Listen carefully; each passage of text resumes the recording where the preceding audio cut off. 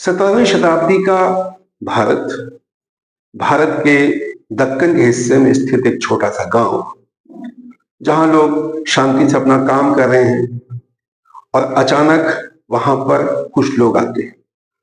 ये लोग घोड़े पर सवार हैं, इनके हाथ में हथियार हैं, तलवार हैं, भाले हैं और अचानक ये लोग गांव वालों पर हमला कर देते हैं और इन्हें लूट लेते हैं।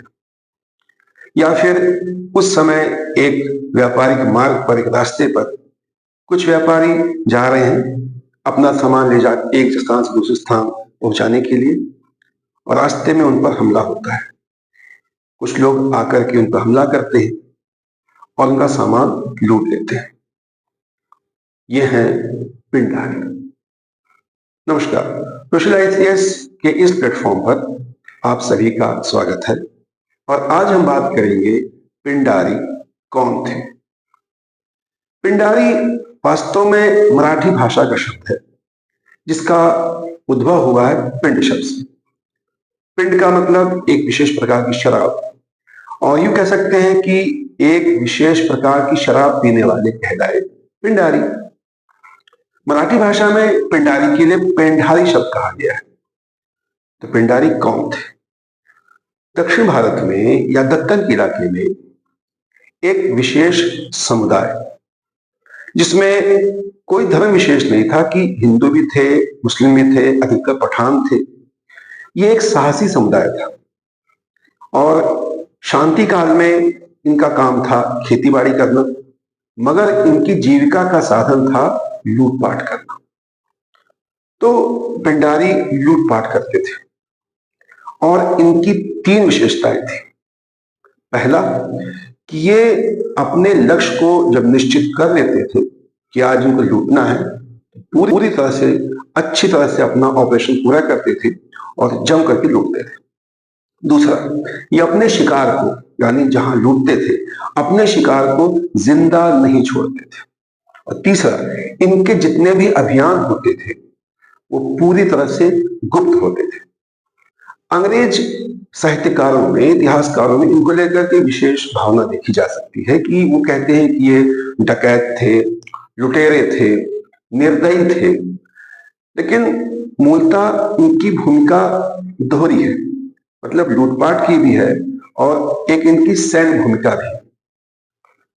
तो इनके बारे में जो अंग्रेज जनरल है मैल्कम, वो कहता है कि वास्तव में पिंडारी मराठा शिकारियों के शिकारी कुत्ते थे। पिंडारी के बारे में जानकारी मिलती है कि छत्रपति शिवाजी के साथ एक सहयोगी थे, पिंडारी नेता थे नसरुल खां। वैसे पिंडारियों का स्पष्ट रूप से उल्लेख हमें मिलता है 1689 में, जब औरंगजेब की मुगल सेनाएं मराठों पर हमला करती है। और इनकी, जैसे मैंने कहा, कि भूमिका दोहरी है कि भाई जितने भी राज्य हैं दक्षिण के या दक्कन के इलाके के, तो वहां पे उनको सैनिक आवश्यकता है, सैनिकों की आवश्यकता है, उनके तमाम तरह के अभियान है, युद्ध लड़ते रहते हैं। तो ये पिंडारी उनकी सहायता करते हैं, या यूं कहें कि ये पिंडारी उनके सहायक सैनिकों की भूमिका में है कि जब ये राज्य कहीं पे हमला करते हैं, उनकी सेना जाती है, तो साथ में पिंडारी भी जाते हैं और ये भी उसमें भाग लेते हैं। मगर इनको कोई विशेष तनख्वाह नहीं मिलती है जैसे आम सैनिकों को दी जाती है। इनकी तनख्वाह क्या है? जो लूटपाट करते हैं उसमें इनका एक हिस्सा है। ठीक है, लूटपाट का एक हिस्सा, वही समझ लीजिए इनकी तनख्वाह है, वही इनकी जीविका है। पेशवा बाजीराव प्रथम, उनके कई सैनिक अभियानों में पिंडारियों की विशेष भूमिका रही और एक सरदार हुआ पिंडारी गाजीउद्दीन, उसने बहुत सहायता की पेशवा बाजीराव प्रथम की। पानीपत का तीसरा युद्ध अहमद शाह अब्दाली और मराठा शक्ति के बीच लड़ा गया। इस युद्ध में मराठों की सहायता किसने की? किसी नहीं की। न जाट आगे आए, न स्थानीय शासक आगे आए। लेकिन ऐसे में पिंडारियों ने मराठों की सहायता की। चिंगोदी और हूल नामक पिंडारी नेताओं ने अपने 15,000 पिंडारी सैनिकों की सहायता से, पिंडारी जो थे वो आए साथ में पानीपत के तीसरे युद्ध में मराठों के साथ। हालांकि यह युद्ध मराठा हार गए, इससे उनका बहुत नुकसान भी हुआ और आगे चल करके मराठा साम्राज्य अलग अलग भागों में विभाजित हो गया। जैसे इंदौर के होलकर, नागपुर के भोसले, ग्वालियर के सिंधिया, बड़ौदा के गायकवाड़, पूना के पेशवा। तो पिंडारियों ने जो है अपनी भूमिका बदल दी कि भाई जहां जहां पे इनको ऐसा ऑफर मिला कि सहायता करें, वहां जाते थे उन राजाओं के साथ सहयोग करने के लिए। तो इन्होंने सिंधिया की सहायता की, तब वे कहलाए सिंधिया, शाही, पिंडारी। होलकर की सहायता की तो कहलाए होलकर, शाही, पिंडारी। निजाम की सहायता की, जब निजाम शासक थे दक्षिण में, तो ये कहलाए निजाम, शाही, पिंडारी। 1794 में सिंधिया ने इन्हें नर्मदा के कुछ हिस्से, नर्मदा घाटी कुछ हिस्से जो है दे दिए थे जागे के रूप में, और ये आसपास वहां बस भी गए थे मालवा के इलाके में। इनका जो है काफी ज्यादा कंसंट्रेशन बढ़ गया था।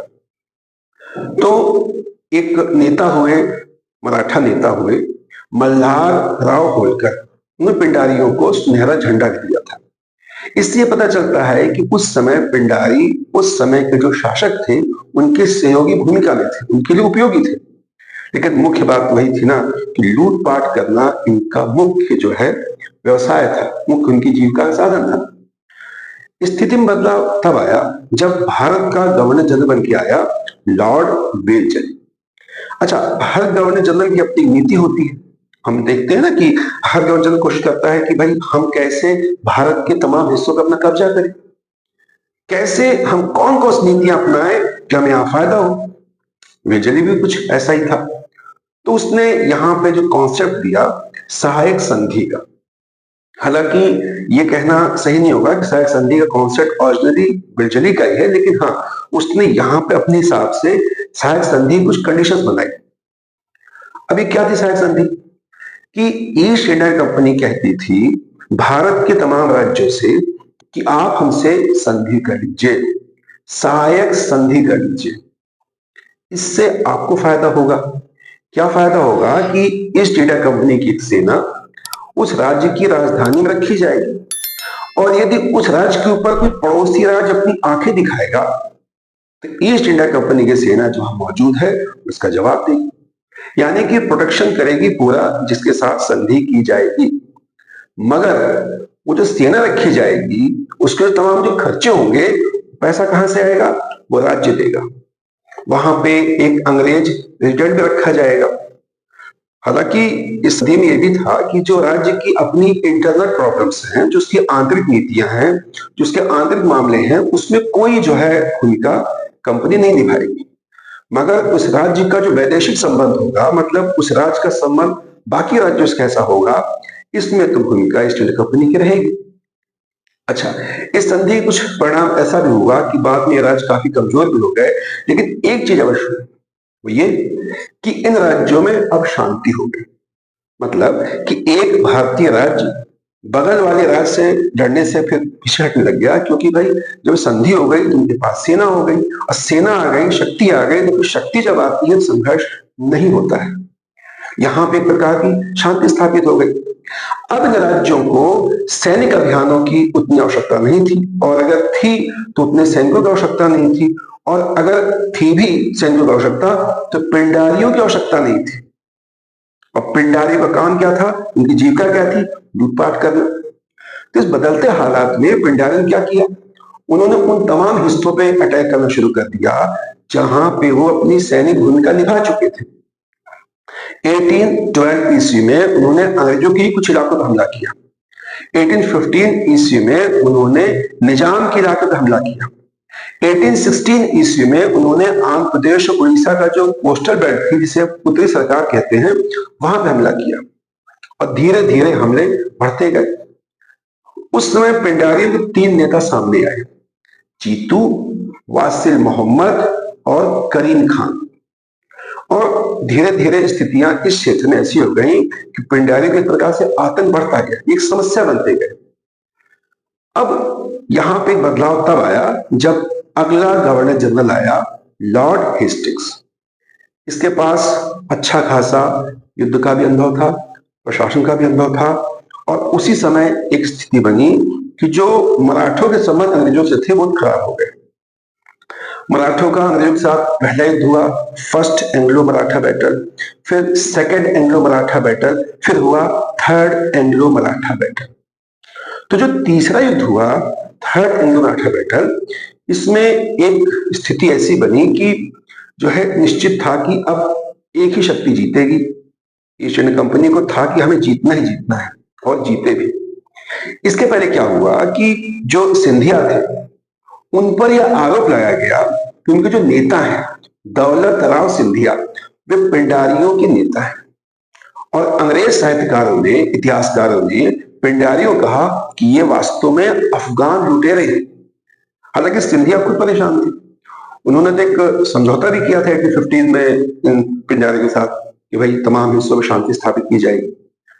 लेकिन स्थिति यह थी कि अशांति पूरी फैलती जा रही थी, और ऐसे में जब तीसरे एंग्लो मराठा बैटल के तहत युद्ध हुआ तो सिंधिया हार गए, और उनके साथ 5 नवंबर 1817 को संधि की गई। इस संधि में जितनी शर्तें थी ना, उसमें अधिकतर शर्तें पिंडारियों को लेकर की थी। जैसे कि सिंधिया से कहा गया कि आप पिंडारी कोई सहायता नहीं करेंगे, जो आपने उनको जमीनें यदि दी हुई है तो वापस ले लेंगे। बल्कि सिंधिया ने तो कहा कि भाई हम जो सहायता कर सकते हैं बताइए। तो अंग्रेजों ने कहा कि हमें सैन्य सहायता भी आपकी चाहिए। तो सिंधिया के 5000 सैनिक ईस्ट इंडिया कंपनी की सहायता के लिए दिए गए, ताकि वे सैनिक पिंडारियों का मुकाबला कर सकें। या यूं कहें कि इस युद्ध को हम नाम दे सकते हैं एंग्लो मराठा थर्ड वाली बैटल को, कि ये पिंडारी युद्ध था। अब लॉर्ड हेस्टिंग्स ने फैसला किया कि इस समस्या का अंतिम समाधान निकालना आवश्यक है। वो समाधान क्या था? कंप्लीट इरेडिकेशन ऑफ पिंडारी, कि इस प्रदेश में पिंडारियों का समापन किया जाए, उनको साफ किया जाए, खत्म किया जाए। ऐसे में उसने फिर एक विशाल सेना गठित की, 1,13,000 सैनिक इकट्ठा किए, 300 तोपें इकट्ठा की, और अपनी सेना को 2 भागों में बांटा। उत्तरी कमान यानी नॉर्थ कमांड, और साउथ कमांड यानी दक्षिणी कमांड। यानी एक सेना उत्तर से हमला करेगी, एक सेना दक्षिण से हमला करेगी। तो जो उत्तर से हमला करेगी उसका मुखिया बन गया लॉर्ड हेस्टिंग्स, और जो दक्षिण सेना आएगी उसका मुखिया बना दिया गया थॉमस हिस्लोप को। अब जब ये आक्रमण हुआ तो फिर 1818 आते आते पिंडारियों का नेटवर्क तहस नहस हो गया। इनके जो समूह होते थे, इनके जो छोटे छोटे ग्रुप्स होते थे, उसे कहते थे दुरा। तो वो नष्ट होते गए, तमाम पिंडारी मारे गए। और ऐसे में वो जो 3-4 इनके नेता थे, उनके साथ क्या हश्र हुआ? चीतू, जो इनका प्रमुख नेता था पिंडारियों का, वो अपने को बचाने के लिए भाग गया असीरगढ़ के जंगलों में। वहां पे उसे जंगल में चीता ही खा गया, मतलब एक जानवर शिकारी बन गया वो। वासिल मोहम्मद, इनको बड़ी उम्मीद थी सिंधिया से। जब इनके ऊपर दबाव पड़ा तो पहुंच गए सिंधिया के पास। सिंधिया के पास उन्होंने कहा कि भाई मुझे शरण दे दीजिए। सिंधिया इनको अपने पास रख लिया, लेकिन फिर बाद में सिंधिया ने, कहते हैं कि वासिल मोहम्मद को अंग्रेजों को सौंप दिया। अंग्रेजों ने वासिल मोहम्मद को उठा के जेल में डाल दिया, और वासिल मोहम्मद ने जेल में आत्महत्या कर दी। अब नंबर आया करीम खान का। तो करीम खान ने अंग्रेज जनरल मेलकम के सामने आत्मसमर्पण कर दिया। बदले में करीम खान को गोरखपुर में ग्वासपुर नामक स्थान पे एक जागीर दे दी गई। एक और नेता का नाम मिलता है उनका अमीर खान। तो उन्हें भी जो है टोंक रियासत में, राजस्थान में, उन्हें भी एक जागीर दे दी गई। और 1824 आते आते पिंडारियों का नामो निशान लगभग मिट सा गया। और इस तरह से पिंडारियों की समस्या का समाधान अंग्रेजों ने किया। अब इतिहास में पिंडारियों को हम 2 हिसाब से देख सकते हैं, मतलब 2 दृष्टिकोण हम देख सकते हैं, एक पॉजिटिव, एक निगेटिव। कि भाई निगेटिव तो यह है कि लुटेरे थे, लूटते थे और जम करके उत्पात मचाते थे, इसमें कोई शक नहीं, काफी नुकसान पहुंचाते थे। लेकिन जो एक पक्ष यह भी है कि जो भारत के स्थानीय राजा थे उस समय के, उनकी कई तरह से इन्होंने सहायता भी की। यह है पिंडारियों का इतिहास।